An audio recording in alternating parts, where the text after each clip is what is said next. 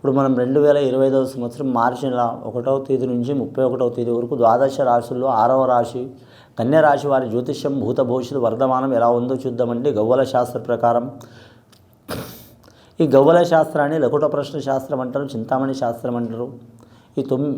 ఈ రాశి వారి పేరు మీద 9 గవ్వలు 3 సార్లు వేసి వాటిని లెక్కబెట్టి వారి జ్యోతిష్యం భూత భవిష్యత్తు వర్ధమానం శుభయోగం అశుభయోగం ఎలా ఉందో చూద్దామండి.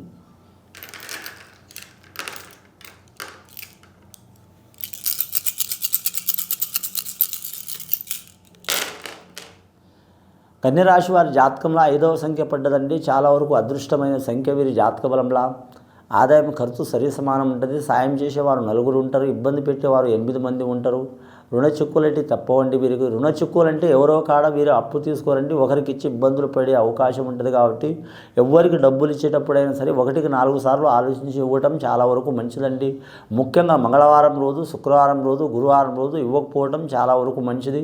ఒక్కోసారి ప్రాణాపాయం ఉండి చాలా ఆపద ఉండి ఆ టైంలో అడిగేటోళ్ళు కూడా ఉంటారు. కాబట్టి అసొంటి టైంకి మాత్రం మినహాయింపు ఉంటుందండి. అసొంటి టైంకి మాత్రం మినహాయింపు ఉంటుంది. కానీ మాత్రం వారికి కాపాడబోయి వీరి ఇక్కట్లు పాలయ్యే దానికంటే మాత్రం నిలిపితే వీరికి దోషం ఉంటుంది. కానీ మాత్రం నిలవకపోతే వారికి ఇబ్బందికరమైన పరిస్థితి ఉంటుంది. కాబట్టి మాత్రం కుడి చేత్తో ఇవ్వద్దండి, ఎడమ చేత్తో ఇవ్వాలంటే ఎడమ చేత్తో ఎవరు తీసుకోరు సహజంగా. కానీ ఏదైనా మాత్రం ధనం ఇచ్చేటప్పుడు మాత్రం కుడి చేత్తో ఇచ్చే మాత్రం ఈ లెఫ్ట్ హ్యాండ్ అనేది ఖచ్చితంగా కొద్ది వాళ్ళకి తెలిసినా తెలియకుండా టచ్ చేసి ఇస్తే మాత్రం వారి ఆపద కూడా తొలగిపోయే అవకాశం ఉంది. వీరికి డబ్బు కూడా తిరిగి వచ్చే అవకాశం ఉంటుందండి. చాలా వరకు మంచి యోగ బలం ఉంటుంది వీరి జాతక బలానికి. ముఖ్యంగా అమావాస్య ఘడియ, అష్టమి ఘడియ, మంగళవారం రోజు, గురువారం రోజు, శుక్రవారం రోజు మాత్రం వీరు రుణం ఇవ్వవద్దండి. తీసుకుంటే పర్వాలేదు కానీ ఇవ్వద్దు. చాలా వరకు ఇక్కట్లు పాలయ్యే అవకాశం ఉంది. ఇచ్చిన వారు ఇబ్బందులు పడతారు, తీసుకున్న వారు ఇబ్బందులు పడతారు, చూసిన వారు మధ్యలో సాక్ష్యం ఉన్నవారు కూడా చాలా ఇబ్బందులు పడే అవకాశం ఉంటుందండి. ఈ రాశి వారి జాతకంలో వ్యాపారస్తులకు మాత్రం తిరుగు ఉండదండి. వీరు ఏ వ్యాపారం చేసినా కూడా మంచిగా ఉంటుందండి. అదృష్టవంతులకు ఎవ్వరు ఏం చేయలేరండి. దరిద్రులకు, దురదృష్టవంతులకు మాత్రం దేవుడు తప్ప ఎవరు కాపాడలేరండి. అలాంటి యోగం నడుస్తుంది ఈ జాతక బలానికి. కన్యా రాశి వారి జాతకానికి స్త్రీలకు అద్భుతమైన ఫలితం ఉంది. వివాహం కాని స్త్రీలకు మాత్రం చాలా వరకు మంచి యోగ బలం కలిసి వస్తుందండి. కానీ ముఖ్యంగా మాత్రం ఈ జాతక బలం మాత్రం దగ్గర సంబంధం చేసుకోవడం కంటే దూరం సంబంధం కలిసి వచ్చే అవకాశం ఉందండి. దగ్గర సంబంధం చేసుకోవద్దని నా ఉద్దేశం కాదండి. దగ్గర సంబంధం చేసుకున్నా కూడా మాత్రం దూరం ఉండటం మంచిది. కాకపోతే దూరం సంబంధం చేసుకోవడం చాలా వరకు మినహాయింపులకి మంచిగా ఉంటుంది. ఎందుకు ఉంటుందంటే దగ్గర సంబంధం చేసుకుంటే దగ్గరే ఉంటే మాత్రం చూసి మురవడం, చెప్పి ఏడవటం అన్నట్టు ఉంటుందండి. చూసుకొని మురవాలి. ఏదన్నా అటు మాట ఇటు విన్నా, ఇటు మాట అటు విన్నా, అటు వాళ్ళు 4 మాటలన్నా మీరు 1 మాట అన్నా మాత్రం ఇంకా చెప్పుకొని ఏడిచినట్టు ఉంటుందండి. దాని మూలంగా సంసారంలో భంగం వచ్చే అవకాశం ఉంటుంది. లేనిపోని అపార్థాలు, చిక్కులు చికాకులు ఉంటాయి. మీరెంత అంటే మీరెంత, నేనెంత అంటే నేనెంత, మాట పెరిగిందనుకో మాత్రం గొడవ ఎక్కువవుతుందండి. సంసారం మీద ఎఫెక్ట్ వచ్చే అవకాశం ఉంది. కాబట్టి చెప్తున్నా, వీరి జాతక బలంలో చూడాలంటే ఉత్తర నక్షత్రం వారు మాత్రం ఎవరు పూజ చేసినా చేయకపోయినా మాత్రం వీరి జాతక బలానికి చూడాలంటే మాత్రం ముఖ్యంగా రావి చెట్టు, యాప చెట్టు, ఈ 2 చెట్లలో మాత్రం సర్వదేవతలు ఉంటారండి. విష్ణు, ఈశ్వరు, బ్రహ్మ, అలాగే మాత్రం పార్వతీ దేవత, లక్ష్మీదేవత, సరస్వతి దేవత ఉంటారు. కాబట్టి మాత్రం స్త్రీలు కావచ్చు, అలాగే వివాహమైన భార్యాభర్తలు కావచ్చు, సంతానపరంగా, కుటుంబ పరంగా ఏదైనా పండుగ రోజు కానీ, సెలవు రోజు కానీ, విశేషమైన రోజు కానీ ఆ చెట్టును పూజ చేయడం చాలా మంచిదండి.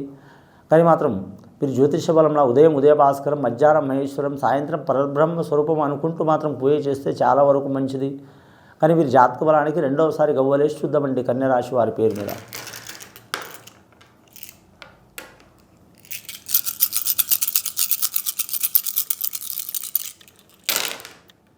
రెండవసారి గవ్వలేస్తే 3 గవ్వలు పడ్డాయండి. చాలా వరకు విశేషమైన యోగం ఉన్నది వీరి జాతక బలానికి. గవర్నమెంట్ ఉద్యోగస్తులకైతే మాత్రం అన్ని రంగాల వారికి కలిసి వచ్చే అవకాశం ఉందండి. రెవెన్యూ రంగం వారికి ఇబ్బందులు తప్పవండి. రెండవది ఫైనాన్స్ రంగంలో అంటే బ్యాంకులో పనిచేసే వారికి వీళ్ళకు కూడా ఇబ్బందులు తప్పవండి. మూడవది వీరి జాతక బలంలో చూడాలంటే మాత్రం రోడ్ల భవనాల శాఖ వారికి, ఈ 3 రంగాల వారికి ఇబ్బందులు తప్పవండి. తర్వాత అన్ని రంగాల వారికి కలిసి వచ్చే అవకాశం ఉంది. 4వ రంగం అంటే మాత్రం ముఖ్యంగా విద్యుత్ రంగం వారికి కూడా ఇబ్బందులు తప్పవండి. ఈ 4 రంగాలు తప్పించి అన్ని డిపార్ట్మెంట్లు వారికి మాత్రం మంచి ఫలితం కలిసి వచ్చే అవకాశం ఉంటుంది. కాంట్రాక్ట్ రంగంలో ఉద్యోగం చేస్తున్న వారికి మాత్రం వారికి ఖచ్చితంగా మాత్రం ప్రమోషన్ వచ్చే అవకాశం ఉంటుంది.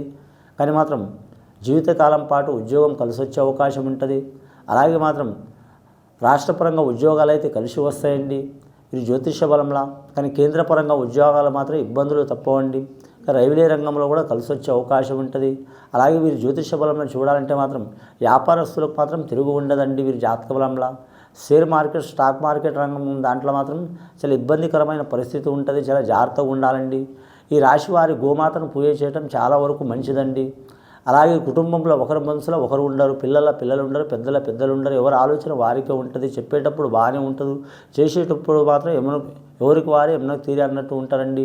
భార్య బాగుంటే భర్త బాగుండరు, భర్త బాగుంటే భార్య బాగుండదు. వీరందరూ బాగుంటే మధ్య ఎవరో ఒకరు ఇబ్బంది పెడతారండి.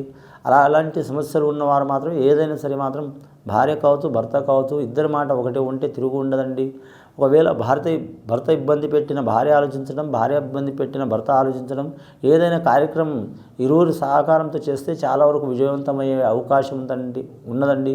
సంతానం మీద కొద్దిపాటి దోషాలు వచ్చే అవకాశం ఉంటాయి. కాబట్టి మాత్రం సంతాన కారకుడు మాత్రం గురుగ్రహ కారకుడు. అలాగే మాత్రం శివుడు ఆజ్ఞ లేనిది చేమైన కుట్టదు. కాబట్టి మాత్రం ఆ ఈశ్వరుని పూజ చేయడం చాలా వరకు మంచిదండి. మూడవసారి గవ్వలేసి చూద్దామండి వీరి పేరు మీద. ఇప్పటి వరకు అయితే 8 గవ్వలు పడ్డాయి.